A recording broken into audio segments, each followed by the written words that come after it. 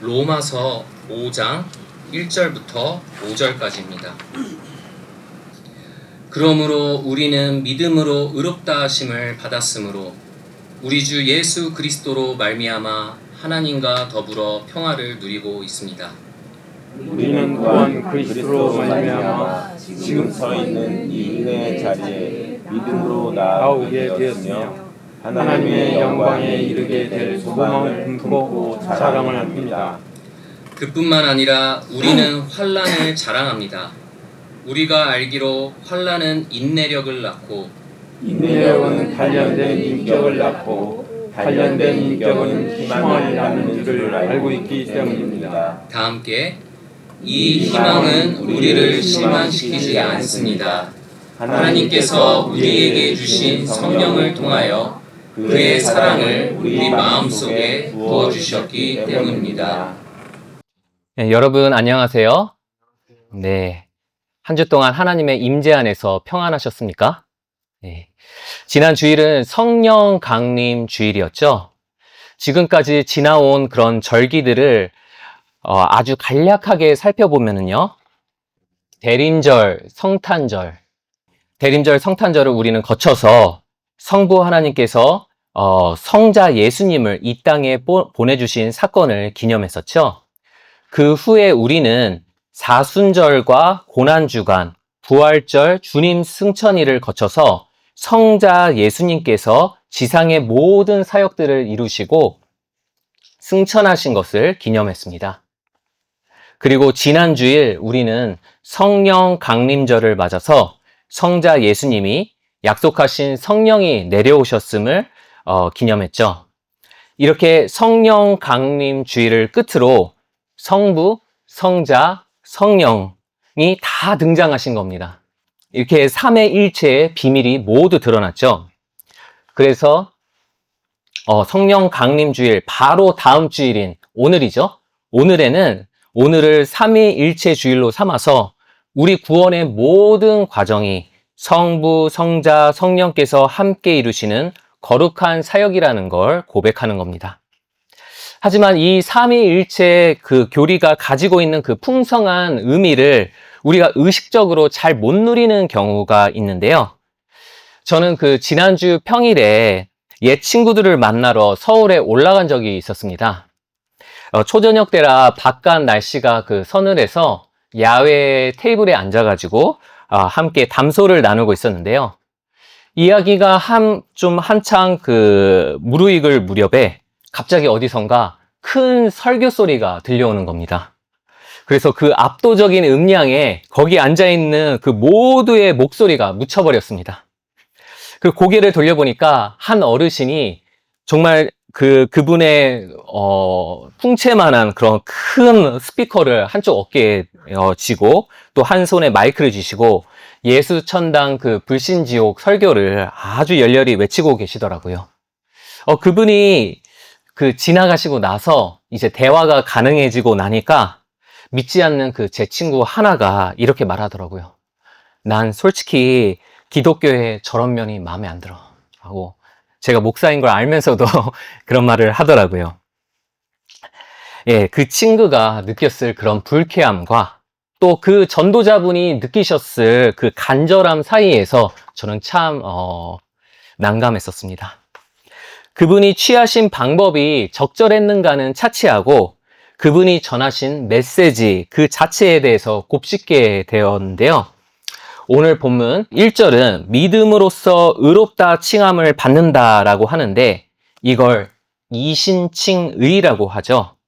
이 이신칭의를 설명하기를 죽음 후에 지옥에 떨어지는 그 두려움에 호소하면서 예수를 믿으면 너는 구원받아 천국에 간다라고 말하는 것이 한때 우리 한국교회의 신앙을 대변하는 대표적인 구호 중에 하나였습니다. 하지만 이신칭의를 지옥과 천국 이렇게 이분법적으로 이해하면 우리의 신앙에 아주 치명적인 단점이 생기고 마는데요. 그것은 하나님을 세속의 재판장의 이미지로 바라본다는 것입니다. 세속의 재판관의 이미지. 네, 일반적으로 재판관은 피고인과 개인적인 관계를 맺지를 않죠. 그냥 사무적으로 판결만 내려줄 뿐 무죄를 선고한다고 해서 피고인과 친분이 생기는 것도 아니고 또 유죄를 선고한다고 해서 원수가 되는 것도 아닙니다. 그냥 재판이 끝나고 나서 그냥 각자 갈 길을 갈 뿐이죠. 하지만 하나님은 세속의 재판관처럼 우리에게 천국행을 선고하시고 그냥 나는 나고 너는 너다라고 하시는 분이 아니시죠. 성부 하나님은 우리가 재판장에 발을 들이기 훨씬 전부터 당신의 아들을 보내어 죄인인 우리가 의롭다는 판결을 받도록 그 계획하고 주도하신 은혜로운 재판장이십니다. 성자 예수님은 그 계획에 따라 우리를 위해 대신 자신의 목숨으로 죗값을 치르셨고요. 성령께서는 의롭다 칭함을 받은 우리 안에 거하시면서 우리가 하나님과의 풍성한 교제를 누릴 수 있도록 도우시죠.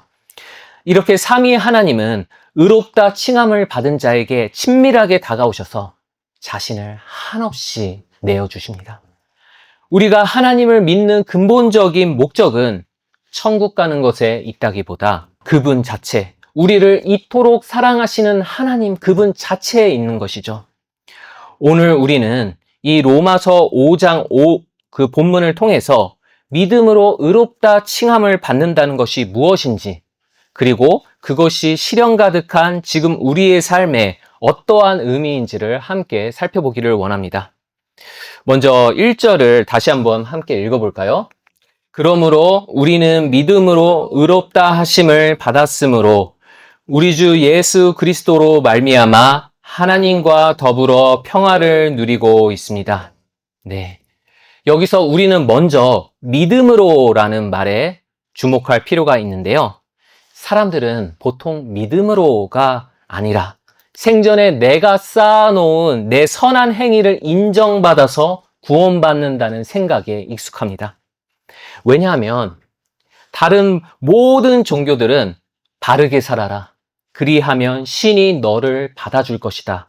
또는 너의 그 선한 행위가 널 구원할 것이다. 라는 자력신앙을 기본적으로 깔고 있기 때문이죠. 일반적으로 불교나 힌두교는 수행을 쌓아서 열반이나 해탈에 이르는 구원을 가르칩니다. 유대교나 이슬람교는 신에 대한 순종으로 얻는 구원을 강조하죠. 하지만 오직 기독교만이 네가 쌓은 수행이나 선행 때문이 아니라 예수께서 너를 위해 행하신 것으로 하나님께서 너를 의롭다고 봐주신다라고 합니다. 고린도후서 5장 21절을 함께 읽어볼까요? 하나님께서는 죄를 모르시는 분에게 우리 대신으로 죄를 씌우셨습니다. 그것은 우리가 그리스도 안에서 하나님의 의가 되게 하시려는 것입니다. 네.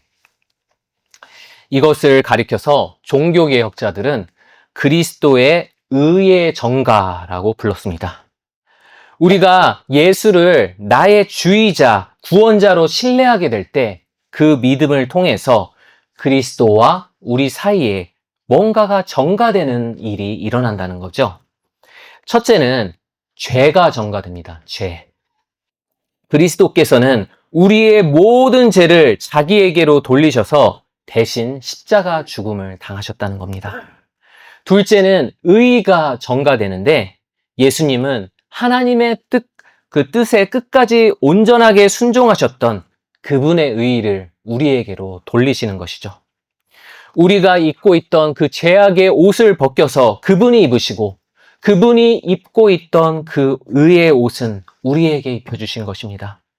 그래서 하나님은 우리를 보실 때에 예수께서 이루신 일들을 통해서 나를 바라봐 주시고 나를 마치 그분과 같은 의인으로 바라봐 주신다는 것입니다. 그야말로 값없이 우리에게 주시는 놀라운 선물인 것이죠.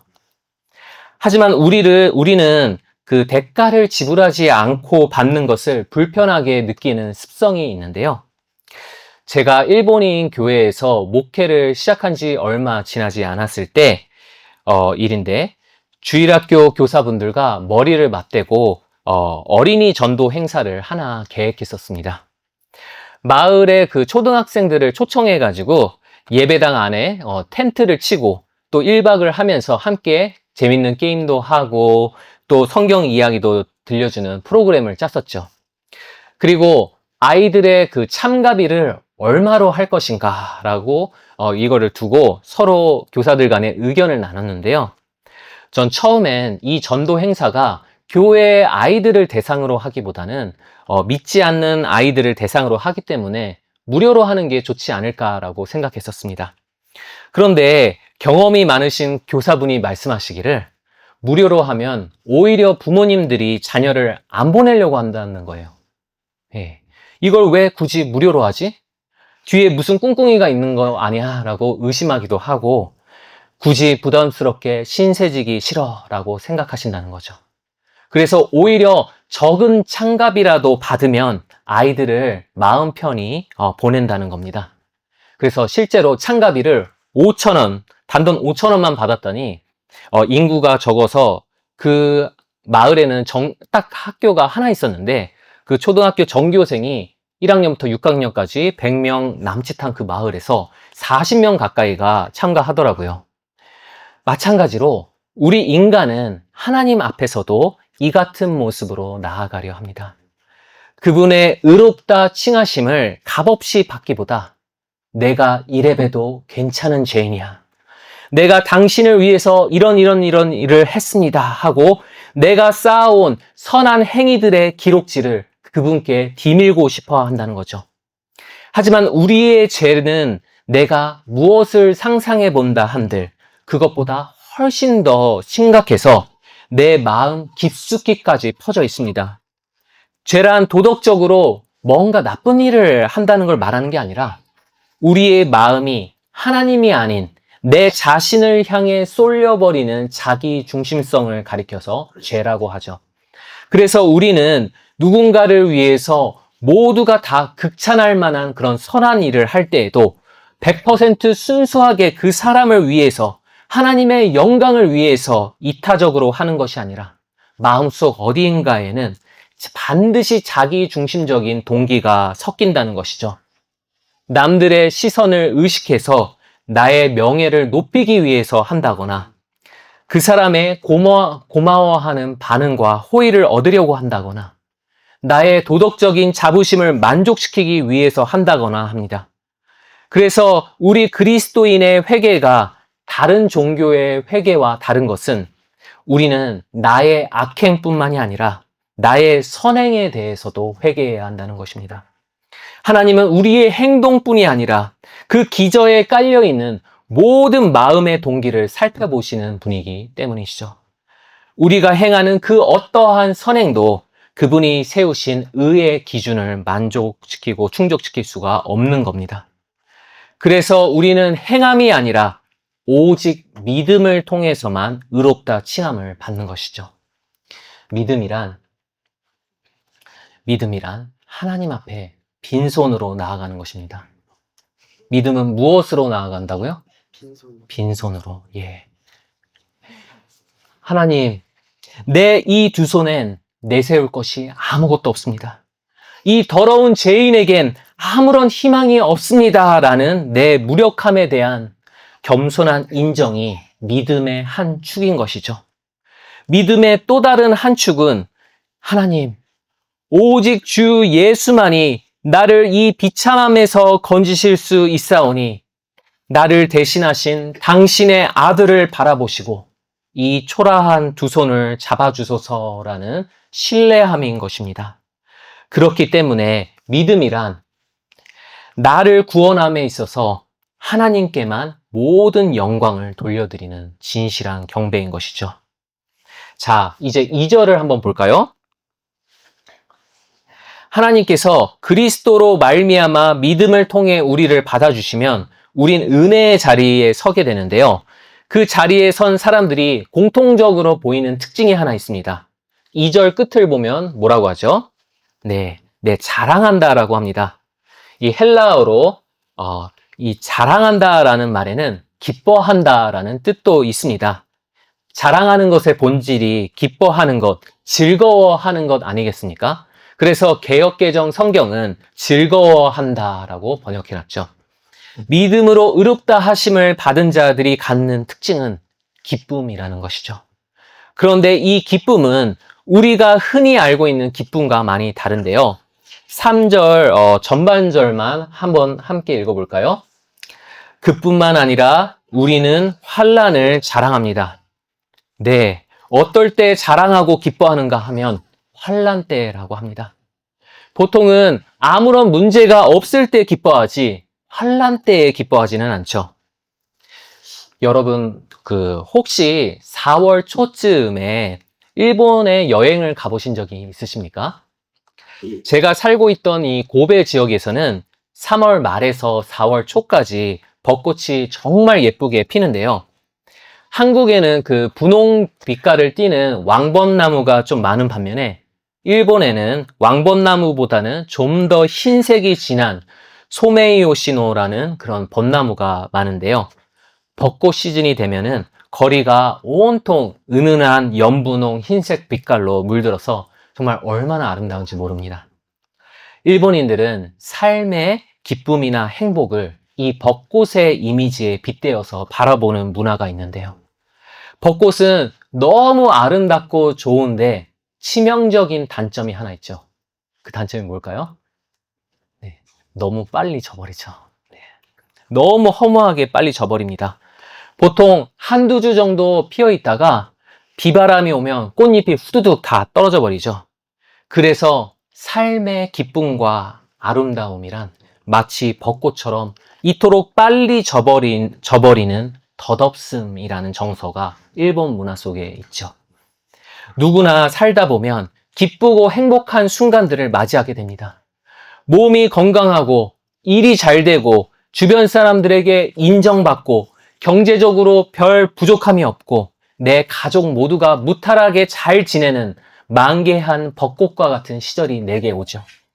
하지만 우리는 이 행복이 벚나무 가지에 간신히 붙어있는 그 벚꽃잎처럼 인생의 날씨가 온화할 때에만 유지될 수 있다는 걸 잘 알고 있습니다. 그래서 인생의 풍파로부터 내 행복을 지키려고 최선을 다해서 내 삶을 통제하려고 하죠. 열심히 일해서 성과를 거두고 재산을 비축하고 건강관리를 하고 내 소중한 주변 사람들을 챙깁니다. 분명 다 소중하고 아주 중요한 활동들이죠. 하지만 내 모든 노력에도 불구하고 인생은 언제까지고 내 뜻대로 통제할 수 있는 것이 아닙니다. 세월이 지날수록 내가 쌓아놓은 것들은 점차 견고함을 잃고 헐거워져 가죠. 그리고 인생의 비바람은 예상치 못한 순간에 거세게 불어닥칩니다. 그렇게 영원할 것만 같았던 내 삶의 기쁨과 행복이 너무나도 허무하게 후두둑 떨어져 버리는 때가 반드시 온다는 것입니다. 우리 인간이 스스로의 힘으로 쌓아온 모든 기쁨은 결코 환난과 양립할 수 없는 것입니다. 환난이 없는 기쁨이거나 아니면 기쁨이 없는 환난이거나 이 둘 중 하나인 것이죠. 하지만 오늘 본문이 말하기를 하나님의 의롭다 하심을 받은 자는 반드시 환난과 양립하는 기쁨으로 인도함을 받습니다. 이 환난이라고 번역된 그 헬라어 단어 들립시스는 누름, 압박이라는 뜻이 있습니다. 특히 그 한쪽에서만 누르는 압박이 아니라 이 양쪽에서 이 누르는 압박을 가리키는데요. 이를 보여주는 가장 대표적인 이미지가 요한복음 15장의 포도나무 비유입니다. 이 비유에서 성부 하나님은 농부이시고요. 성자 예수님은 포도나무이십니다. 우리는 예수님께 붙어있는 포도나무 가지이죠. 농부이신 성부 하나님은 우리가 더 많은 열매를 맺게 하시려고 손질하신다고 하시는데요. 가지치기를 하신다는 것이죠. 당시에는 우리가 쓰는 저런 가위가 없었습니다. 그래서 이제 가지치기 칼을 썼었는데요. 만약에 칼날로 한쪽 방향에서만 그 가지를 누르면은 가지가 제대로 잘리겠습니까? 가지가 누른 방향으로 이렇게 달아나 버리죠. 손으로 가지를 쥐고 이 칼날을 대는 반대쪽에서도 이 압박을 줘야지 가지가 달아나지 않고 잘 잘리죠. 환난이라는 게 이렇습니다. 어려운 상황들이 나를 둘러싸고 사방에서 고통스럽게 압박하는데 내 힘으로는 달아나지를 못합니다. 내 무력함을 인정할 수밖에 없고 오직 하늘의 도움만 바라보게 되는 것. 이것이 환난인 것이죠. 여러분, 그 교회 옆에 정원에 있는 장미들을 보셨죠? 장미는 가지치기가 정말 많이 필요한 작물인데요. 장미 가지치기는 주로 제 아내가 하는데, 제 아내가 장미를 기르기 시작한 지 얼마 안 됐을 때는 그 잘 자란 장미 가지를 잘라내는 게 너무 아까워서 아주 굉장히 소극적으로 가지치기를 했습니다. 이 꽃잎이 다 떨어지면 그 꽃봉오리 바로 밑에만 이렇게 잘랐었죠. 그런데 경험이 쌓이고 그게 장미한테 전혀 도움이 안 된다는 것을 알게 되니까 아내가 아주 과감하게 이제 가지를 치기 시작하더라고요. 꽃을 피우기 좋은 그 가지마디를 찾아내서 거기에 에너지가 집중되도록 쓸데없는 부분은 다 잘라냈습니다. 제가 이거 촬영해서 보여드리고 싶었는데 못 보여드리는 게 정말 안타깝네요. 그러니까 정말 이전보다 훨씬 화형이 좋아지고 큰 꽃들이 많이 피어났습니다. 이처럼 하나님은 환난을 통해서 우리에게 가지치기를 하십니다. 그래서 3절과 4절이 말하듯이 우리로부터 인내력과 단련된 인격과 희망이라는 꽃이 단계적으로 피어나게 하는 것이죠. 아까 말씀드렸듯이 환난은 우리가 달아나지 못하도록 양쪽에서 압박합니다. 그래서 오직 하나님께만 매달리며 역경에 굴하지 않고 굳건히 버텨내게 하시죠. 이것이 환난 중에 하나님이 우리에게 주시는 영적인 인내력인 것입니다. 그리고 우리가 신앙으로 인내하는 가운데 연단, 즉 단련된 인격이라는 것이 형성되는데요. 이것이 욥이 그 모진 시련을 견디면서 했던 그 고백입니다. 함께 한번 읽어볼까요? 내가 가는 길을 그가 아시나니 그가 나를 단련하신 후에는 내가 순금같이 되어 나오리라. 네. 뜨거운 용광로에 몇 번이고 넣어서 불순물을 걸러내야 검증된 순금이 만들어지듯이 단련된 인격은 시험을 통해서 검증된 성품을 말합니다.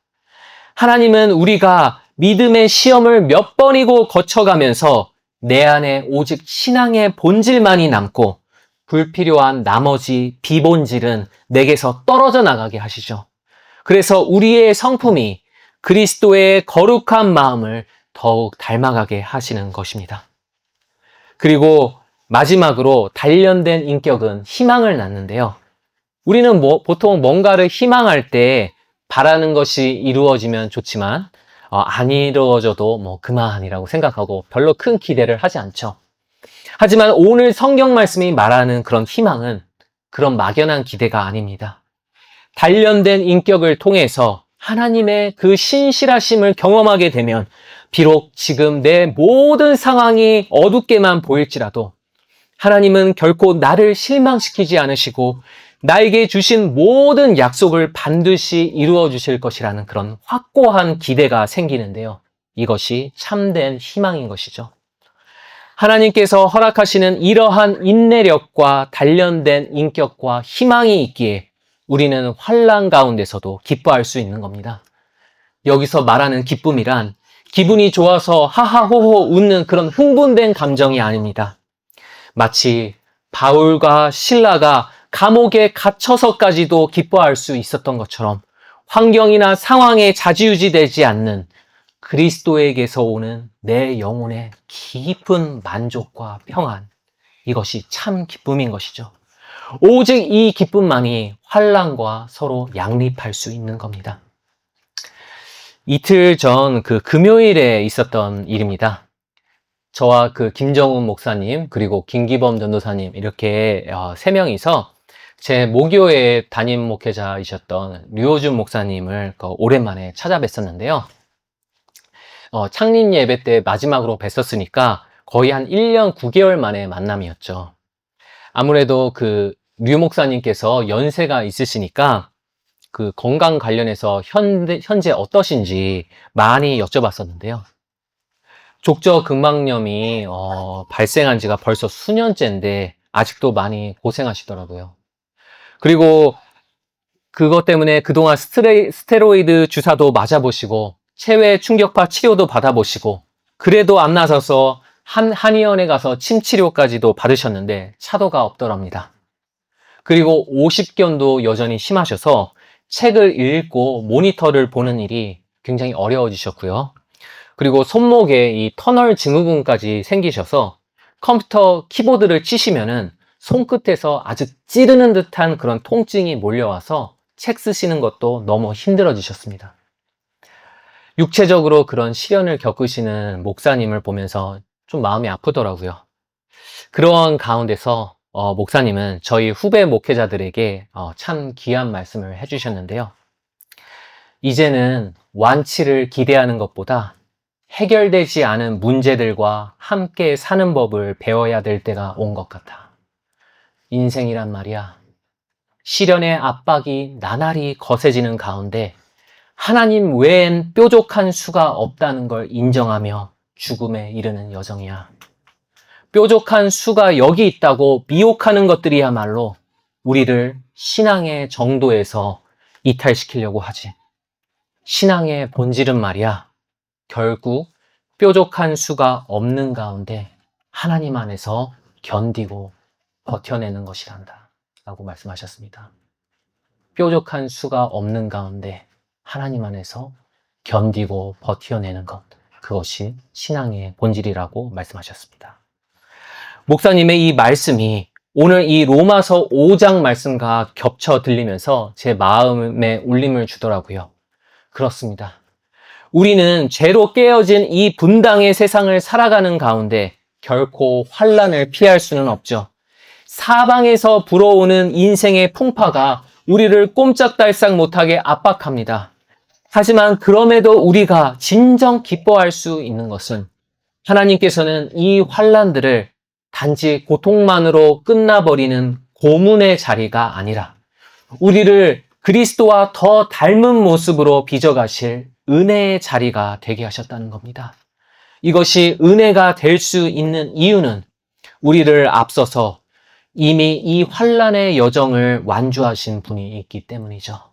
그분은 바로 우리 주 예수 그리스도이십니다.